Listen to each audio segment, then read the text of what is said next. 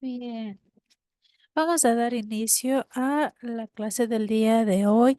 El compañero no puede conectarse con el micrófono, no se preocupe, tranquilo. Igual la clase está siendo grabada, lo puede escuchar después. Y ya queda justificada su participación o actuación en clase. Bien.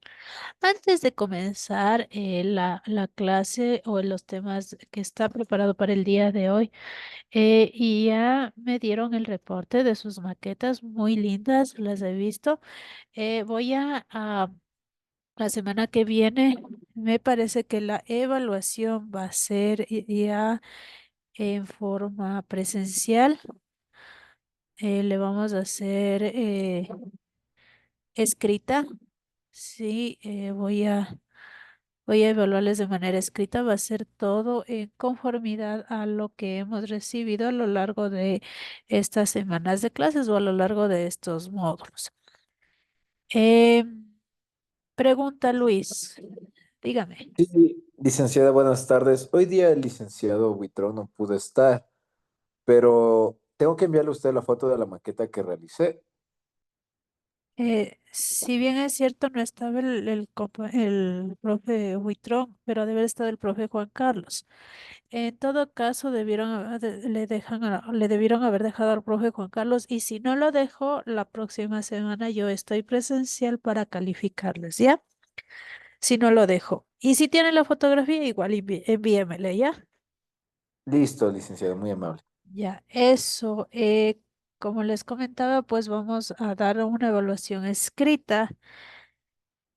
Eh, Voy a ver en el transcurso de la semana si hay la posibilidad de hacer una evaluación práctica, pero eso dependerá mucho del factor horario que se encuentren de manera presencial. Entonces, voy a consultar todo eso con dirección de carrera, y si es que no se puede realizar la evaluación escrita, entonces se dará por por la plataforma. Sí, con todo durante la semana y ya se les dará las indicaciones correspondientes al tema. ¿Sí? Durante la semana usted tiene opción de preguntar, consultar de manera interna por WhatsApp con relación a la materia. Si dudas, inquietudes, consultas de pronto, si necesitan una aclaratoria tal vez del módulo, pues estamos dispuestos a realizarlas, ¿no? Adicional a eso, sus notas enseguida que se ejecute la evaluación, a más tardar el día lunes, ya tendrán en el chat sus notas, que, eh, sus notas ya promedios finales de lo que es técnicas de servicio. Sí, con relación a las notas, pues se evalúan todo. Incluye lo que son las clases virtuales, actuación que haya tenido en clase, preguntas que se haya realizado y que debieron haber contestado, respondido vía WhatsApp, las maquetas y la evaluación. Sí, eso se promedia y tendrá su calificación final. Eso en cuanto a este módulo, y en cuanto a aclaratoria de lo que corresponde a la nota de evaluación del módulo de técnicas de servicio. Darwin, como apenas si tenemos dos clases, si necesita alguna aclaratoria, clases adicionales, preguntas extra, trabajos adicionales, de pronto me lo hace saber, ¿ya? Igual usted será evaluado de la misma manera que el resto de compañeros porque usted ya tiene el contenido, ¿sí? Las preguntas igual serán sacadas netamente del contenido. Sí, y de pronto una que otra de aquellas clases que hemos tenido de forma aclaratoria o ampliación de tema, sí, como la que vamos a tener el día de hoy antes de ingresar a lo que es la materia. ¿Sí? ¿Dudas, preguntas, inquietudes? No. Bien, no tenemos dudas. Bien, en cuanto a la a ampliación de tema, antes de ingresar a lo que corresponde nuestra materia. Vamos a ver algunas curiosidades, digamos así, sobre los orígenes y la evolución que ha tenido el lenguaje de los cubiertos. Los cubiertos en la antigüedad, su uso tiene sus raíces desde casi el mismo invento de la cocción de los alimentos y la forma en la que se utilizaban y la que se interpretan suele variar de cultura a cultura y de sociedad en sociedad. Un ejemplo, las sociedades antiguas, el uso de los cubiertos era sinónimo de estatus, mientras que el resto de población lo utilizaba solo las manos para su consumo de alimentos. Mientras que en Europa durante la Edad Media los cubiertos comenzaron a ser muy comunes, especialmente en las mesas de la nobleza, por lo que su significado era de estatus y su material generalmente era en oro y en plata. Durante, a ver, en este contexto se empezaron a desarrollar normas sobre cómo colocar los cubiertos y cómo utilizarlos. De hecho, en la Edad Media había cursos a las cuales tenían que asistir todos los nobles y descendientes de los mismos para la utilización de los mismos. A medida que la cultura de la mesa se iba formalizando, la disposición de los cubiertos iba adquiriendo un significado más profundo, sí, así como más que una simple funcionalidad. Y es así como nace el lenguaje de los cubiertos. El lenguaje de los cubiertos ya en tiempos modernos se convirtieron como en un conocimiento generalizado, y ya que las personas comenzaron a asociarse con ciertas posiciones de los cubiertos para dar mensajes a a sus prestadores de servicio. El lenguaje de los cubiertos con el tiempo comenzaron a asociarse con las posiciones que estos tomaran en la mesa o durante de ella. Los cubiertos cruzados a menudo se interpretaba como que el comensal ha terminado de comer y ya no desea otra porción, mientras que los cubiertos en paralelo indicaban que el comensal está todavía comiendo y que no es necesario de que el mesero lo retire de su posición. Los cubiertos en posición de dos en punto significaba que el comensal había terminado y está listo para servirse y está listo para servir su postre. ¿Sí? Entonces, se puede decir que el lenguaje de los cubiertos se ha convertido en un significado cultural, ya que no es universal, ¿sí? Y que puede variar de cultura a cultura de acuerdo a sus tradiciones. La disposición de los cubiertos generales es como un signo de respeto y etiqueta, mientras que en otras pueden ser una simple cuestión por conveniencia. En conclusión, el lenguaje de los cubiertos es un ejemplo fascinante en la comunicación no verbal, que reflejan las normas sociales, costumbres y valores culturales, así como también el respeto al comensal. Y esto a su vez forma parte del servicio y atención al cliente. A medida que las sociedades han ido evolucionando, también lo hace sus formas de comunicación, y el lenguaje de cubiertos es un ejemplo de ello. ¿Sí?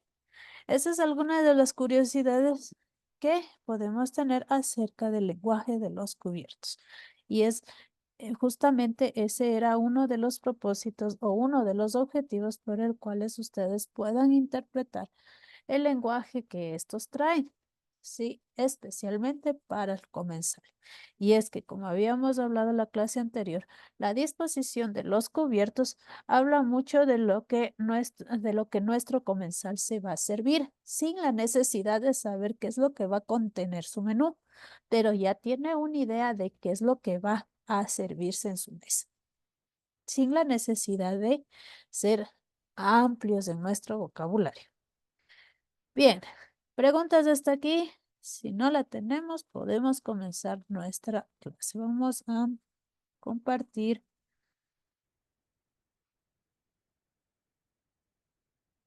¿Me confirman, por favor, si se está viendo la pantalla? ¿Si se está compartiendo? Sí, ¿verdad? Bien. Habíamos visto ya el lenguaje de los cubiertos y estas son las posiciones más comunes y frecuentes que se encuentran o que podemos encontrar en el mundo gastronómico o en el mundo de la restauración o la hostelería, que abarca todo este servicio. Y junto con ello, pues viene la cubertería y las losas, así como la cristalería, que forma parte del servicio y atención al cliente. Y dependiendo de la categoría y el tipo de servicio que preste el restaurante, pues sus losas y cuberterías y cristalería tomarán el protagonismo. Entonces, ¿cuáles son los aspectos que debemos tomar en cuenta al momento de elegir la vajilla? En primer lugar, y es importante tener en mente las necesidades del restaurante. Con necesidades del restaurante me refiero al tipo de restaurante y a la categoría del restaurante. Hay restaurantes temáticos que su loza tiene ciertas formas acorde y acuerdo a lo que están especializándose dentro de su área. Por ejemplo, hay restaurantes como uno ecuatoriano que está en Miami y se llama, ay, se me fue el nombre, Cotoas. Este restaurante es especializado en gastronomía ecuatoriana, se encuentra en pleno centro de Miami y sus cuberterías y loza tiene la forma de los elementos o los productos representativos del Ecuador. Sí, entonces, de ahí es que tenemos las losas y las vajillas que tienen forma de banano, forma de cacao, forma de café. Y es que este restaurante es, aparte de ser netamente ecuatoriano, su temática es basada en productos ecuatorianos y su menú es por productos netamente ecuatorianos. Tiene gran éxito hoy por hoy. Incluso está catalogado y nombrado por la estrella Michelin. Está próximo a obtener su premiación, digámoslo así, y eso dependerá de la evaluación que mantenga este restaurante con el concepto, el tipo y la calidad de sus productos. Y además el servicio que presta a su comensal. Sí. Entonces, en primer lugar, hay que tomar en cuenta la necesidad del restaurante, el tipo y la categoría, dejando por un momento de lado el estilo del mismo. No hay que olvidar las características como la higiene, la facilidad del almacenamiento, la que sea apto para el lavavajillas y que tengan propiedades térmicas. Importante las propiedades térmicas, principalmente para eh, el- la bioseguridad de las personas que prestan el servicio. Estamos hablando de los meseros, quienes tienen la obligación de transportar en sus manos o charoles los alimentos hacia la mesa. ¿Sí? Por lo que es importante que cuando servimos alimentos calientes, tenga la seguridad el mesero de que no se va a quemar, de que no va a tener laceraciones en sus manos o brazos al instante de servicio. Sí, también es importante tomar en consideración que al instante que vamos a servir, la temperatura que tengan los platos calientes sea la adecuada para que si en el posible caso existiera un accidente, evitar quemaduras con el comensal o a su vez con el mesero, ¿sí? Entonces es importante estos consejos, digámoslo así, al instante del servicio a nuestro comensal.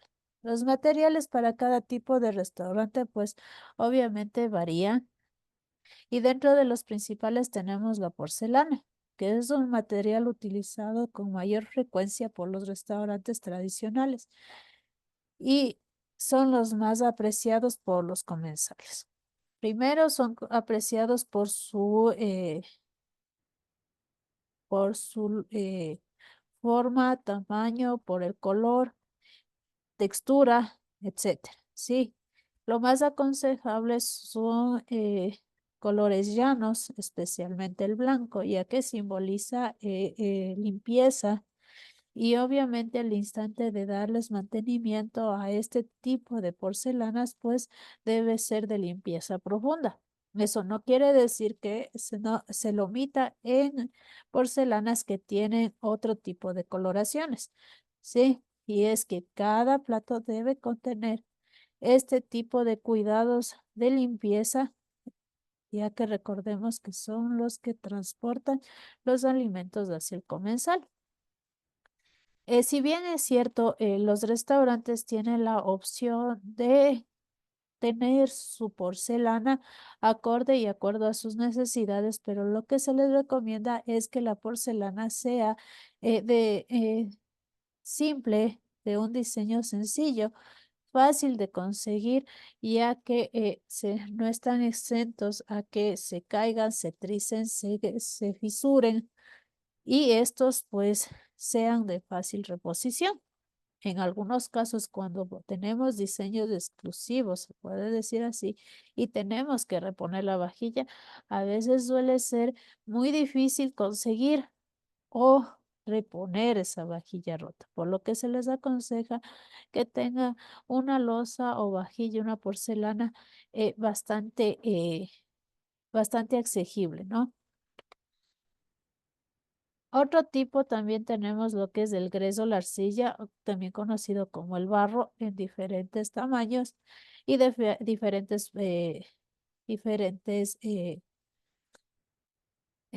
acabados. La arcilla de cocina, la arcilla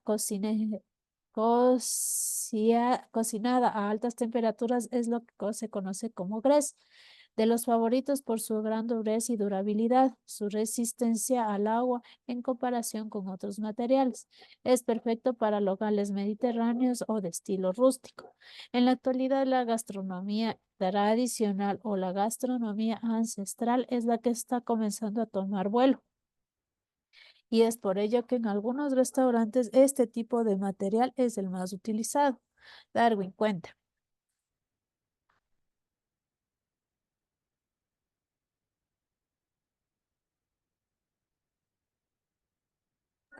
Ingeniera dice una pregunta, tenga la bondad. O sea, ¿qué denota el hecho de utilizar vajilla de color negro en un restaurante? Ya, muy gentil, gracias por su pregunta. Interesante la pregunta.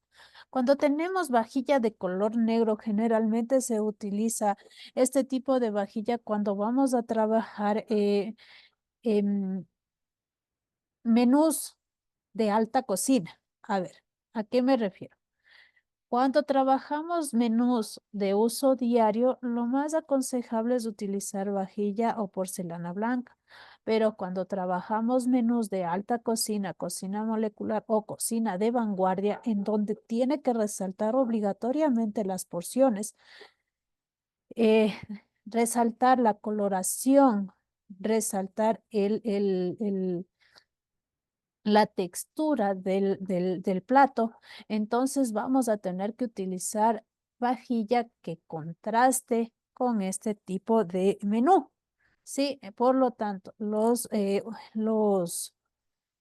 la vajilla negra, la vajilla azul, vajilla que estén netamente blanca, planos, hondos, profundos, hay que tener muy en cuenta el menú que vamos a servir dentro de esta porcelana. Sí, como le decía, si vamos a trabajar y si tenemos en nuestras manos restaurantes que están trabajando con menús de alta cocina, cocina de vanguardia, cocina molecular, pues es importante tener una variedad de colorimetración en platos y porcelanas para hacer resaltar el plato. Sí, creo que tengo un ejemplo justamente de la clase de hoy que utilizaron porcelana, vajilla negra oscura, pero era justamente para hacer resaltar un plato, me parece que era un postre para hacer resaltar sus colores. Si me permiten un momentito, vamos a ver si es que le encuentro, porque me mandaron, justamente le había tomado fotos a ese plato. Eh, ¿Me permiten un minuto? para que vean la diferencia, especialmente si trabajamos lo que es alta cocina, cocina de gourmet también. Entonces, es importante la vajilla cuando tenemos este tipo de menús, pero es para resaltar al plato, para darle más vida al plato. Ya, muy bien. Sí, sí tengo aquí uno. Vamos a ver. Ya, vamos a descargar. Justamente le había tomado una fotografía a este postre. Es un postre con cocina de vanguardia. Sí, es un, vamos a verle que se abra y podré compartirles ya.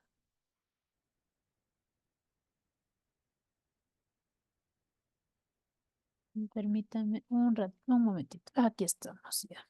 Vamos a compartir y vamos a ver cómo resalta, ¿ya?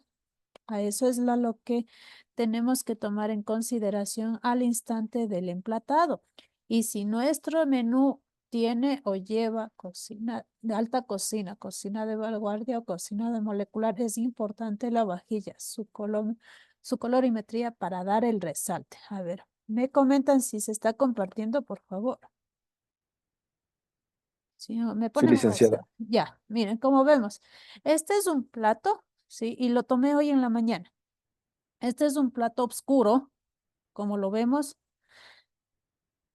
y su postre, sí, como lo vemos, son tres espumas, ¿sí? Son tres espumas que son blancas y que en un plato o fondo oscuro hace que resalte. Sí, adicional tenemos era un mousse, me parecía que era, no, parecía, era una cremita de mora, sí, con una esfera, utilizaron esfera de frutos rojos, ¿cómo es? De fresa.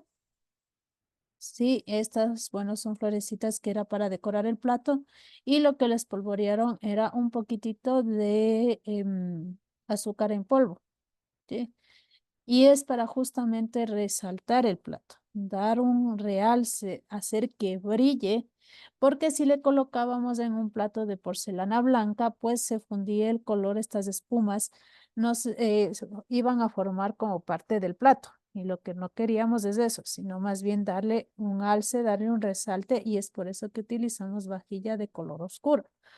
Por lo tanto, si vamos a utilizar o si nuestro restaurante es de un menú diario, de un menú ya preestablecido, es lo más aconsejable es utilizar porcelanas blancas, colores puros, limpios, pero si nuestro restaurante en un determinado tiempo o tiene espacios en donde va a servir alta cocina, va a servir cocina molecular, cocina de vanguardia y quiere resaltar sus preparaciones, pues entonces lo ideal es tener al menos tres tipos de colores de platos para justamente hacer eso, a resaltar el plato que estamos dando el servicio a nuestro comensal. ¿Sí? ¿Preguntas?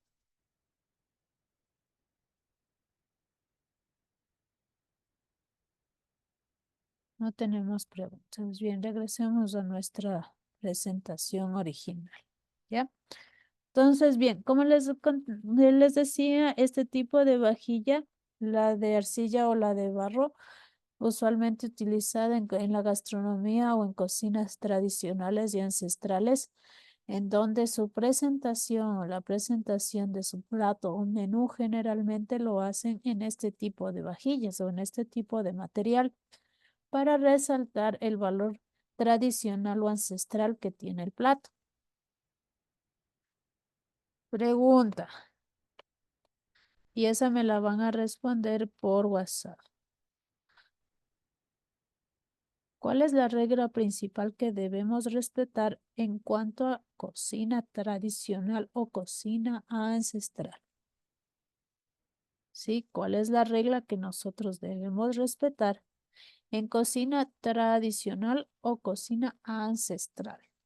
¿Sí? ¿Por qué le digo tradicional o cocina ancestral? A ver, para criterio muy personal y basado en los conceptos, cocina tradicional se refiere al uso de ingredientes, técnicas y utensilios para la elaboración de un plato que ya tiene una trayectoria basada en su cultura, costumbre y tradición, mientras que ancestral, la cocina se refiere al uso de técnicas, conocimientos, utensilios e ingredientes que se ha venido utilizando desde los inicios, desde los orígenes de su elaboración. Sí, por ejemplo, el, el- la elaboración del pan hecho en leña. ¿Sí? Antiguamente se utilizaba ingredientes como es la harina de trigo molida en piedra o a su vez en molino que giraba mediante la fuerza del agua, amasado.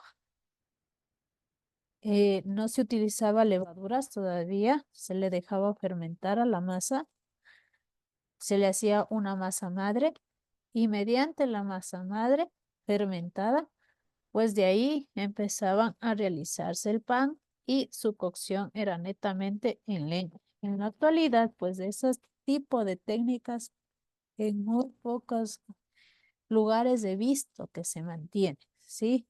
Especialmente el uso de harina de trigo pura. Ya hoy por hoy, casi siquiera lo encontramos. Vamos a ir a las moliendas para encontrar la harina pura. Sí, eh, en los mercados actuales la encontramos ya mezclada con harina blanca. En otros casos se emplea solo harina blanca, ¿sí? Y ya no dejamos fermentar la harina, la masa, ya no la dejamos fermentar, sino que utilizamos aditivos como la levadura para que ayuden su fermentación y su elaboración sea más rápida antes que la utilización de masa madre, ¿sí? Entonces, ahí radica la diferencia entre cocina tradicional y cocina ancestral. La ancestral, en la actualidad, muy pocas personas y de hecho en muy pocas culturas de nuestro país he visto que se utiliza con los ingredientes, técnicas y utensilios que desde sus orígenes han sido utilizados, mientras que la tradicional basa su cocina en conocimientos ancestrales para traerlos a la actualidad. ¿Tenemos alguna pregunta, inquietud? ¿No? Bien, ya habíamos visto la arcilla y la Era una pregunta. Diga. ¿Qué tan recomendable es utilizar la vajilla de barro y esas cosas? ¿Higiénicamente están aptas para el consumo o se debe tener algún tipo de, no sé, Cuidados. para mantenerle limpio? Ya. Eh, Tengo una, me parece aquí. Sí, sí la tengo, ya las traigo. A ver.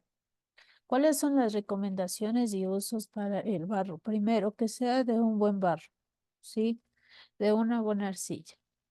Segundo, que los platos tengan este abrillantamiento para su higienización, más no este tipo de barro que tiene eh, irregularidades en su interior.